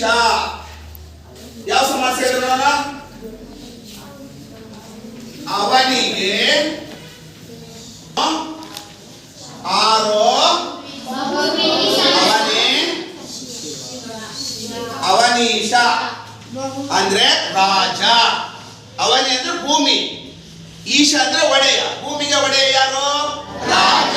ಅವನೀಶ ಅಂದ್ರೆ ಹರಿಶ್ಚಂದ್ರ ಅಂತ ಹೇಳ್ತಾರೆ. ಹಾಗಾದ್ರೆ ಯಾವ ಸಮಾಸ? ಬಹುಬ್ರೀಹಿ ಸಮಾಸ. ಇಷ್ಟು ಈ ಒಂದು ನುಡಿಯಲ್ಲಿ ಬರ್ತಕ್ಕಂಥ ವ್ಯಾಕರಣಾಂಶ. ನೋಡಿ ಎಷ್ಟು ಅಂಶಗಳಿದಾವೆ. ಒಂದ್ಸಲ ಹೇಳ್ರಿ, ಸುರರು ಪ್ಲಸ್ ಅಸುರರು. ಯಾವ ಸಮಾಸ? ದ್ವಂದ್ವ ಸಮಾಸ. ಕರಿದಾದ ಪ್ಲಸ್ ಇರುಳು. ಕರಿರುಳು. ಯಾವ ಸಮಾಸ? ಕರ್ಮಧಾರೆ. ಕಮಲದಲ್ಲಿ ಜನಿಸಿದವನು ಆರೋ, ಅವನೇ. ಯಾವ ಸಮಾಸ? ಅವನಿಗೆ ಈಶನಾದವನು ಆರೋ, ಅವನೇ. ಯಾವ ಸಮಾಸ? ಅವನೀಶ ಅಂತಂದ್ರೆ ಹರಿಶ್ಚಂದ್ರ ಅಂತ ತಿಳ್ಕೋಬೇಕು. ಏನು ಅರ್ಥ ಆಯ್ತಾ? ಸುರ ಯಾವ ಸಂಧಿಗೆ ಉದಾಹರಣೆ? ಕಮಲಗ ಎಂದು ಯಾರನ್ನ ಕರೆಯುತ್ತಾರೆ? ಸಾರಬಂದಿಕೆ ಅಂದ್ರೇನು? ಪದದ ಅರ್ಥ ಅವನಿ, ಪದದ ಅರ್ಥ ಕನ್ಯೆ, ಪದದ ಅರ್ಥ ಹಗಲು, ಪದದ ವಿರುದ್ಧಾರ್ಥಕ ಪದ ಇರಳು. ಮತಿಸೂಪ, ಪದದ ಅರ್ಥ ಕಡೆ. ಮಾನಿಸರು, ಪದದ ಅರ್ಥ ಮನುಷ್ಯರು. ಓಕೆ, ಈಗ ಈ ನುಡಿಯ ಅರ್ಥವನ್ನ ತಿಳಿದುಕೊಳ್ಳೋಣ. ಈಗ ನೋಡೋಣ. ಈಗ ಸನ್ನಿವೇಶ ನಿಮಗೆ ಗೊತ್ತಿದೆಯಲ್ಲ? ಹರಿಶ್ಚಂದ್ರ ಕಾಡು ಪ್ರಾಣಿಗಳನ್ನ ಬೆನ್ನಟ್ಟಿಕೊಂಡು ಗುರುವಿನ ಆಜ್ಞೆಯನ್ನ ಮೀರಿ ಯಾರ ಆಶ್ರಮಕ್ಕೆ ಬಂದಿದ್ದಾನೆ? ವಿಶ್ವಾಮಿತ್ರ ಮುನಿಯ ಆಶ್ರಮಕ್ಕೆ ಬಂದಿದ್ದಾನೆ. ಆಗ ಬಂದಾಗ ಅವನನ್ನ ಪರೀಕ್ಷಿಸಲಿಕ್ಕೆ ವಿಶ್ವಾಮಿತ್ರ ಯಾರನ್ನ ಸೃಷ್ಟಿ ಮಾಡಿದ್ದಾನೆ? ಗಾನರಾಣಿಯರನ್ನ ಸೃಷ್ಟಿ ಮಾಡಿಬಿಟ್ಟು ಎಲ್ಲಿಗೆ ಕಳಿಸ್ತಾರೆ? ಹರಿಶ್ಚಂದ್ರನ ಹತ್ತಿರ ಕಳಿಸ್ತಾರೆ. ಈ ಸನ್ನಿವೇಶ ನಿಗಿರಬೇಕು. ಗೊತ್ತಾಯ್ತಾ? ಈಗ ನೋಡಿ, ಸಂದಕಾರಿರುಳು. ಸಂದಕಾರಿರುಳು ಅಂದ್ರೆ ಬಂದ. ಸಂದ ಅಂದ್ರೇನು? ಕಾರಿರುಳು ಗಾಢವಾದ ಕತ್ತಲೆ. ಗಾಢವಾದ ಕತ್ತಲೆ, ಪೂರ್ತಿ ಕತ್ತಲು ಗವಿ, ಗಾಢವಾದ ಕತ್ತಲೆ. ಆ ಇರುಳ ಕನ್ಯೆಯರು ಏನನ್ನ ನೋಡಲು ಬಂದರು? ಹಗಲನ್ನ ನೋಡಲು ಬಂದರು. ನೋಡ್ರಿ, ಇರುಳ ಕನ್ಯೆಯರು ಯಾರನ್ನ ನೋಡ್ಲಿಕ್ಕೆ ಬಂದ್ರು? ಯಾವುದನ್ನ ನೋಡ್ಲಿಕ್ಕೆ ಬಂದ್ರು? ಹಗಲನ್ನ ನೋಡ್ಲಿಕ್ಕೆ ಬಂದ್ರು. ಆ ಗಾಢವಾದ ಕತ್ತಲೆಯಲ್ಲಿ ಕನ್ಯೆಯರು ಹಗಲನ್ನ ಹೇಗೆ ನೋಡಲು ಬಂದರೋ ಅದೇ ರೀತಿ ಗಾನರಾಣಿಯರು ಕೂಡ ಯಾರನ್ನ ಪರೀಕ್ಷೆ ಮಾಡ್ಲಿಕ್ಕೆ ಬರ್ತಾರೆ? ಹರಿಶ್ಚಂದ್ರನನ್ನ ಪರೀಕ್ಷೆ ಮಾಡ್ಲಿಕ್ಕೆ ಬರ್ತಾರೆ. ಹಗಲನ್ನು ನೋಡಲೆಂದು ಬಂದರು. ಸುರಾಸುರರು ಅಬುದಿಯಮ್ಮತಿಸುವಂದು ಹೊಸ ವಿಷದ ಬಗೆ ಒಯ್ದು ಗಗ್ಗನೆ ಕಂದಿ ಜಲದೇವಿಯರು ಮನದಲ್ಲಿ ನೊಂದು ಮಾನಿಸರಾದರು. ಇಲ್ಲಿ ಒಂದು ಸಮುದ್ರ ಮಂಥನದ ಕಥೆ ಬರುತ್ತೆ. ಏನಪ್ಪಾ ಅಂದ್ರೆ, ಒಂದು ಸಲ ದೇವಾನು ದೇವತೆಗಳು ರಾಕ್ಷಸರು ಸೇರ್ಕೊಂಡ್ಬಿಟ್ಟು ಏನ್ ಮಾಡ್ತಾರೆ? ಅಮೃತವನ್ನ ಪಡೆಯಲು ಸಮುದ್ರವನ್ನ ಏನ್ ಮಾಡ್ತಾರೆ? ಮಥನ ಮಾಡ್ತಾರೆ. ಮತಿಸುವುದ್ರೇನು? ಕಡಿಯೋದು. ಅದಕ್ಕೆ ಏನ್ ಮಾಡ್ತಾರೆ? ಮಂದಾರ ಪರ್ವತವನ್ನ ಕಡೆಗೋಲನ್ನಾಗಿ ಮಾಡಿಕೊಂಡ್ಬಿಟ್ಟು ವಾಸುಕಿಯನ್ನ ಹಗ್ಗವನ್ನಾಗಿ ಮಾಡಿಕೊಂಡ್ಬಿಟ್ಟು ಸಮುದ್ರ ಮಥನವನ್ನ ಮಾಡ್ತಾರೆ. ಆಗ ಮಾಡುವಂತ ಸಂದರ್ಭದಲ್ಲಿ 14 ವಸ್ತುಗಳಿರ್ತವೆ. ಕಾಮಧೇನು, ಕಲ್ಪವೃಕ್ಷ ಮೊದಲಾಗಿರ್ತಕ್ಕಂಥ ವಸ್ತುಗಳು ಬರ್ತವೆ. ಆ 14 ವಸ್ತುಗಳ ಜೊತೆಗೆ ಐರಾವತ, ಕಾಮಧೇನು, ಕಲ್ಪವೃಕ್ಷ 14 ವಸ್ತುಗಳ ಜೊತೆಗೆ ವಿಷನೂ ಕೂಡ ಹುಟ್ಟಿಬಿಡುತ್ತೆ. ಆಗ ಆ ವಿಷ ಹುಟ್ಟಿದಾಗ ಮುಂದೆ ನಮಗೆ ಅನಾಹುತ ಉಂಟು ಮಾಡುತ್ತೆ ಅಂತ ಹೇಳಿಬಿಟ್ಟು ಆ ದೇವಾನು ದೇವತೆಗಳು ಯಾರನ್ನ ಪ್ರಾರ್ಥನೆ ಮಾಡ್ತಾರೆ? ಶಿವನನ್ನ ಪ್ರಾರ್ಥನೆ ಮಾಡ್ತಾರೆ. ಆಗ ಶಿವ ಆ ಸಮುದ್ರ ಮಥನದ ಕಾಲದಲ್ಲಿ ಹುಟ್ಟಿರ್ತಕ್ಕಂಥ ಆ ವಿಷವನ್ನೆಲ್ಲ ಏನ್ ಮಾಡಿಬಿಡ್ತಾನೆ? ನಾಶನ ಮಾಡುತ್ತಾನೆ. ಕುಡಿದು ಬಿಟ್ಟು ಆತ ವಿಷಕಂಠನಾದ, ನೀಲಕಂಠನಾದ ಅನ್ನುವಂತ ಕತೆ ನೀವೆಲ್ಲರೂ ಕೂಡ ಕೇಳಿದ್ರಿ. ಅವಾಗ ಸಮುದ್ರದಲ್ಲಿ ಆ ವಿಷದ ಹೊಗೆ ಹುಟ್ಟೆ, ವಾಸಕಿಯಿಂದ ಹುಟ್ಟದೆ ವಿಷದ ಹೊಗೆ. ಆ ವಿಷದ ಹೊಗೆ ಹುಟ್ಟಿದಾಗ ಮನಸ್ಸನ್ನ ನೊಂದುಕೊಂಡವರು ಯಾರು? ಜಲದೇವಿಯರು. ಜಲದೇವತೆಗಳು ಏನಾಯ್ತು? ವಿಷದ ಹೊಗೆ ಹುಟ್ಟಿತು, ಇನ್ನು ನಾವು ಬದುಕಲಿಕ್ಕೆ ಆಗಲ್ಲ, ಇನ್ನು ಮನುಷ್ಯ ರೂಪವನ್ನ ತಾಳ್ತಾರೆ. ಮನುಷ್ಯ ರೂಪವನ್ನ ತಾಳಿಬಿಟ್ಟು ಅವ್ರು ಏನ್ ಮಾಡ್ತಾರೆ? ಆ ಹರಿಶ್ಚಂದ್ರನಿಗೆ ಬಂದ ಹಾಗೆ, ಗೊತ್ತಾಯ್ತಾ? ಸಮುದ್ರ ಮಥನ ಕಾಲದಲ್ಲಿ ಹುಟ್ಟಿರ್ತಕ್ಕಂಥ ಆ ವಿಷದ ಬಗೆಯನ್ನ ಸಹಿಸಿಕೊಳ್ಳಲಾರದೆ ಮನನೊಂದು ಜಲದೇವಿಯರು ಯಾವ ರೀತಿ ಮನುಷ್ಯರಾದರೋ ಅದೇ ರೀತಿನೇ ತಪೋಬಲದಿಂದ ಗಾನರಾಣಿಯರು ಎಲ್ಲಿ ಬರ್ತಾರೆ? ಹರಿಶ್ಚಂದ್ರನ ಹತ್ತಿರ ಬರ್ತಾರೆ. ನೆಕ್ಸ್ಟ್ ಮುಂದೆ, ಕಮಲಜಂ ನೀಲದಿಂದ ಮಾಡಿದ ಸಾಲ ಪಂಜಿಕೆಗಳು ಒದವಿ ಜೀವಂ ತಳೆದವು. ಕಮಲಜ ಬ್ರಹ್ಮ ಅಂತಕ್ಕಂಥವನು ಏನ್ ಮಾಡಿದ್ದ? ಗೊಂಬೆಗಳನ್ನ ಸೃಷ್ಟಿ ಮಾಡಿದ. ಯಾವ್ದ್ರಿಂದ? ನೀಲ ಬಣ್ಣದಿಂದ. ನೀಲ ಅಂದ್ರೆ ಅದು ವಿಷ, ಇಲ್ಲಿ ನೀಲ ಅಂದ್ರೇನೋ ಬ್ರಹ್ಮ ಅಂತಕ್ಕಂಥವನು ನೀಲದಿಂದ ಮಾಡಿರ್ತಕ್ಕಂಥ ಗೊಂಬೆಗಳು ಏನಾದವು? ಜೀವವನ್ನ ಪಡೆದು ಬಿಟ್ಟು ಏನ್ ಮಾಡಿದವು? ಆ ಅಂಗನೆಯ ಸ್ತ್ರೀಯರ ಹತ್ತಿರ, ಹರಿಶ್ಚಂದ್ರನ ಹತ್ತಿರ ಬಂದಂತೆ ಹಾಗೆ ಕಂಡು. ಇದನ್ನೆಲ್ಲ ನಿದರ್ಶನ ಕೊಟ್ಟರು. ನೋಡ್ರಿ, ಹಗಲನ್ನ ನೋಡಲು ಇರುಳ ಕನ್ಯೆಯರು ಯಾವ ರೀತಿ ಬಂದ್ರು, ಜಲದೇವಿಯರು ಯಾವ ರೀತಿ ಮನುಷ್ಯ ರೂಪವನ್ನ ತಾಳಿದರು, ಅದೇ ರೀತಿ ಕಮಲಜನ್ನು ಸೃಷ್ಟಿಸಿರ್ತಕ್ಕಂಥ ಗೊಂಬೆಗಳು ಯಾವ ರೀತಿ ಜೀವವನ್ನ ಪಡೆದವು, ಅದೇ ರೀತಿ ವಿಶ್ವಾಮಿತ್ರನು ತನ್ನ ತಪೋಬಲದಿಂದ ಏನ್ ಮಾಡ್ತಾನೆ? ಅಂಗನೆ ಇದನ್ನ ಗಾನರಾಣಿಯರನ್ನ ಸೃಷ್ಟಿಸಿ ಎಲ್ಲಿಗೆ ಕಳಿಸ್ತಾನೆ? ಹರಿಶ್ಚಂದ್ರನ ಹತ್ತಿರ ಕಳಿಸ್ತಾರೆ. ಅರ್ಥಾಯ್ತಾ? ಈ ಒಂದು ನುಡಿ ಗಾನರಾಣಿಯರ ವರ್ಣನೆಯ ಬಗ್ಗೆ ತಿಳಿಸಿಕೊಡುತ್ತೆ. ಅರ್ಥಾಯ್ತಾ? ಅರ್ಥಾಯ್ತಲ್ಲಪ್ಪ? ಈ ಗಾಢವಾದ ಕತ್ತಲೆಯಲ್ಲಿ ಕನ್ಯೆಯರು ಏನನ್ನ ನೋಡಲು ಬಂದರು? ಹಗಲನ್ನ ನೋಡಲು ಬಂದರು.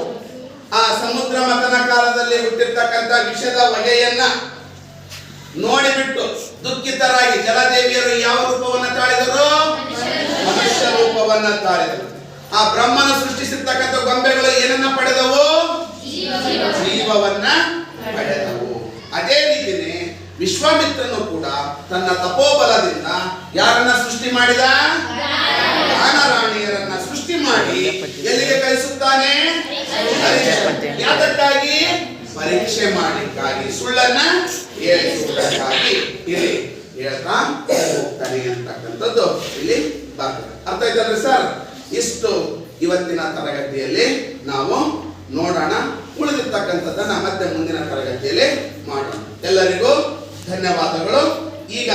ಈಗ ಈ ಪದ್ಯವನ್ನ ಬರೆದಿರ್ತಕ್ಕಂಥ ರಾಘವಾಂಕ ಕವಿಯ ಪರಿಚಯವನ್ನ 9ನೇ ತರಗತಿ ಡಿ ವಿಭಾಗದ ವಿದ್ಯಾರ್ಥಿನಿ ಪರಿಚಯವನ್ನ ಮಾಡಿಕೊಡ್ತಾರೆ. ಎಲ್ಲರೂ ಕೂಡ ದಯವಿಟ್ಟು ಗಮನವಿಟ್ಟು ಕೇಳಿ ಅವರಿಗೆ ತಮ್ಮೆಲ್ಲರ ಪರವಾಗಿ ಹೃತ್ಪೂರ್ವಕವಾದ ಸ್ವಾಗತವನ್ನ ಬಯಸುತ್ತೇನೆ.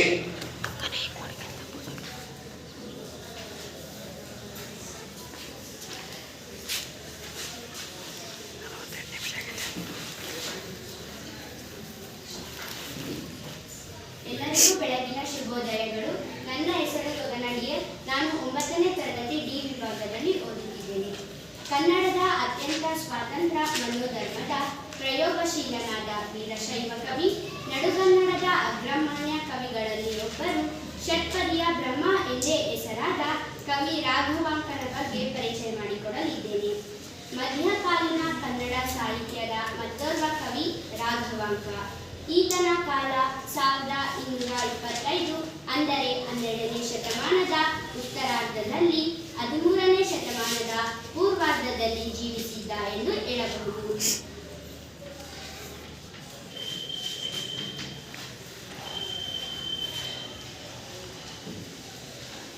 ಈತನ ಜನ್ಮಸ್ಥಳ ಬಂದು ಬಿಟ್ಟು ವಿಜಯನಗರ ಜಿಲ್ಲೆಯ ಹಂಪಿ.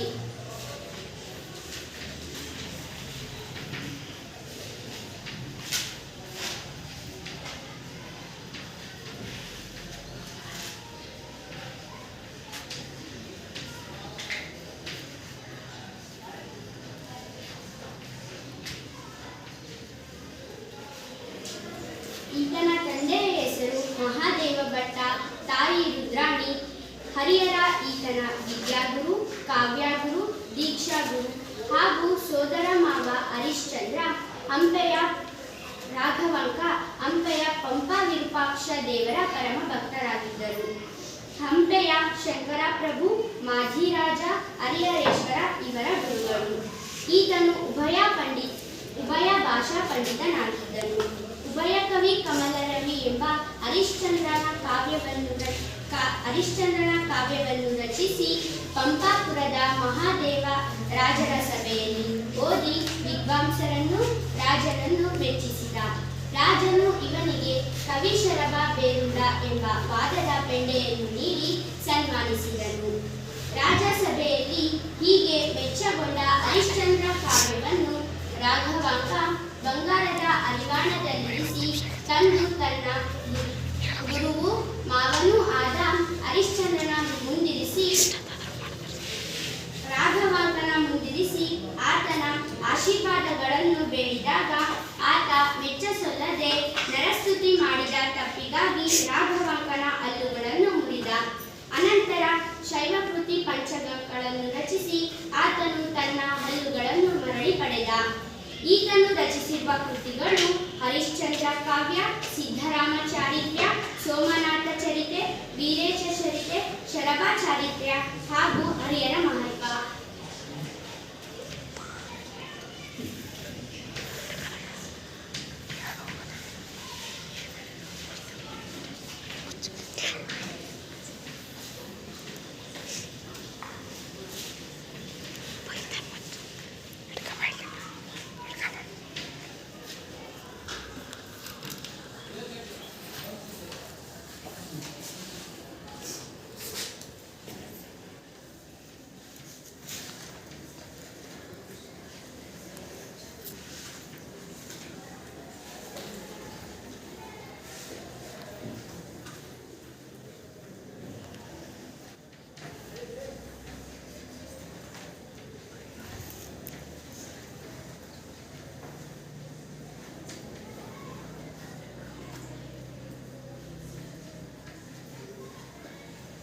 ವೀರೇಶ ಚರಿತೆ ಮೊದಲಾದ ಕೃತಿಗಳನ್ನು ರಚಿಸಿದ್ದಾನೆ.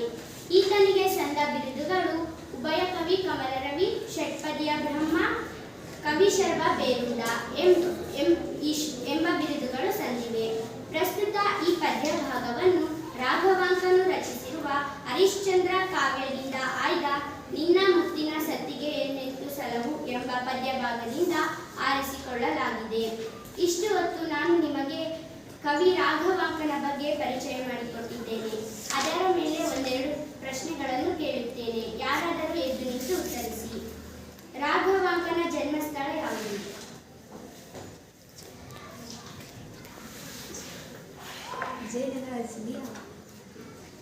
ಸರಿಯಾದ ಉತ್ತರ. ರಾಘವಾಂಕ ರಚಿಸಿರುವ ಕೃತಿಗಳು ಯಾವ್ಯಾವು?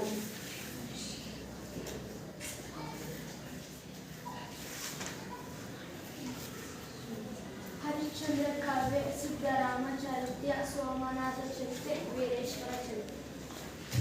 ರಾಘವಾಂಕನ ತಂದೆ ತಾಯಿಯ ಹೆಸರೇನು?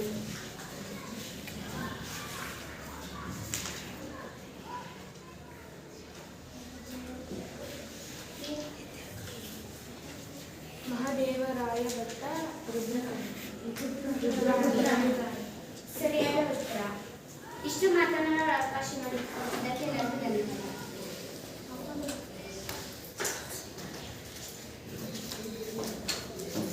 ಎಲ್ಲರಿಗೂ ಬೆಳಗಿನ ಶುಭೋದಯಗಳು. ನನ್ನ ಹೆಸರು ದೀಪಾಕೆ. ನಾನು 9ನೇ ತರಗತಿ ಡಿ ವಿಭಾಗದಲ್ಲಿ ಓದುತ್ತಿದ್ದೇನೆ. ಇಂದು ನಿಮಗೆ ನಾನು ವಾರ್ತಕ ಷಟ್ಪದಿಯ ಬಗ್ಗೆ ತಿಳಿಸಿಕೊಡುತ್ತೇನೆ. ವಾರ್ತಕ ಷಟ್ಪದಿಯು ಮಾತ್ರಗಣದಲ್ಲಿ ಬರುವ ಛಂದಸ್ಸಾಗಿದೆ. ಇದರಲ್ಲಿ 3, 4, 5 ಮಾತ್ರೆಗಳ ಗುಂಪುಗಳನ್ನು ಲೆಕ್ಕ ಮಾಡಿಕೊಂಡು ವಿಭಾಗಿಸುವ ಗಣಗಳು ಮಾತ್ರ ಗಣಗಳೆನಿಸುವವು. ಮಾತ್ರಗಣದಲ್ಲಿ ಬರುವ ಪದ್ಯ ಜಾತಿಗಳೆಂದರೆ ಕಂದ ಪದ್ಯ, ಷಟ್ಪದಿ, ರಗಳೆಗಳು. ಷಟ್ಪದಿ ಎಂದರೆ 6 ಸಾಲಿನ ಪದ್ಯ. ಈ ಪ್ರಕಾರದಲ್ಲಿ ಸಾಹಿತ್ಯ ರಚನೆ ಮಾಡಿದವರು ರಾಘವಾಂಕ. ಈತನನ್ನು ಷಟ್ಪದಿಯ ಬ್ರಹ್ಮ ಎಂದು ಕರೆಯುತ್ತಾರೆ. ಷಟ್ಪದಿಯಲ್ಲಿ 6 ಪ್ರಕಾರಗಳಿವೆ. ಅವು ಯಾವುವೆಂದರೆ ಶರ ಷಟ್ಪದಿ, ಕುಸುಮ ಷಟ್ಪದಿ, ಭೋಗ ಷಟ್ಪದಿ, ಭಾಮಿನಿ ಷಟ್ಪದಿ, ಪರಿವರ್ಧಿನಿ ಷಟ್ಪದಿ, ವಾರ್ತಕ ಷಟ್ಪದಿ. ಪ್ರೌಢಶಾಲಾ ಹಂತದಲ್ಲಿ ಕೇವಲ 2 ಷಟ್ಪದಿಗಳನ್ನು ಮಾತ್ರ ಅಭ್ಯಾಸಕ್ಕೆ ನಿಗದಿಪಡಿಸಲಾಗಿದೆ. ಅವು ಯಾವುವೆಂದರೆ ಭಾಮಿನಿ ಷಟ್ಪದಿ, ವಾರ್ಧಕ ಷಟ್ಪದಿ. ಇಂದು ನಾನು ನಿಮಗೆ ವಾರ್ಧಕ ಷಟ್ಪದಿಯ ಲಕ್ಷಣ, ಪದ್ಯಕ್ಕೆ ಪ್ರಸ್ತಾರ ಹಾಗೂ ಗಣ ವಿಭಾಗ ಮಾಡುವ ಬಗೆಯನ್ನು ತಿಳಿಸಿಕೊಡುತ್ತೇನೆ.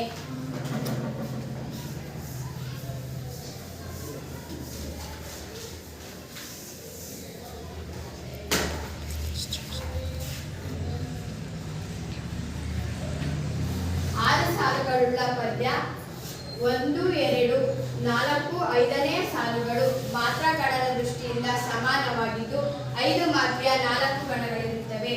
3 ಮತ್ತು 6ನೇ ಸಾಲುಗಳು ಮಾತ್ರಾಗಣದ ದೃಷ್ಟಿಯಿಂದ ಸಮಾನವಾಗಿದ್ದು 5 ಮಾತ್ರೆಯ 6 ಗಣಗಳಿರುತ್ತವೆ. 3 ಮತ್ತು 6ನೇ ಸಾಲಿನ ಕೊನೆಯ ಅಕ್ಷರ ಲಘುವಾಗಿದ್ದರೂ ಗುರುವೆಂದೇ ಪರಿಗಣಿಸಬೇಕು. ವಾರ್ಧಕ ಷಟ್ಪದಿಯಲ್ಲಿ 144 ಮಾತ್ರೆಗಳಿಂದ ಒಳಗೊಂಡಿರುತ್ತದೆ. ಇಂತಹ ಲಕ್ಷಣಗಳುಳ್ಳ ಪದ್ಯಗಳೇ ವಾರ್ಧಕ ಷಟ್ಪದಿಗಳು.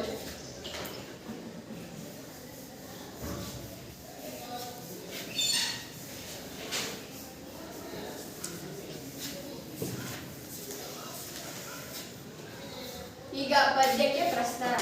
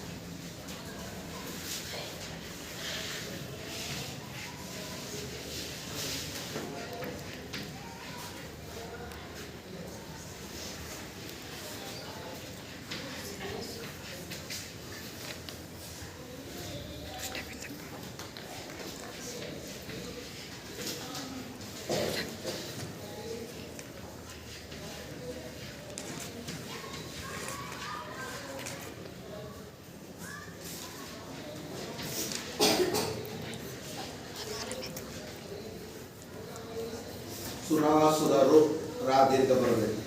ಕರೆಕ್ಟೇ, ಸುರಾಸುರರು 3 ಲೈನ್ ಆಗ್ತದೆ ಅಷ್ಟೇ. 3 ಲೈನ್ ಇತ್ತು.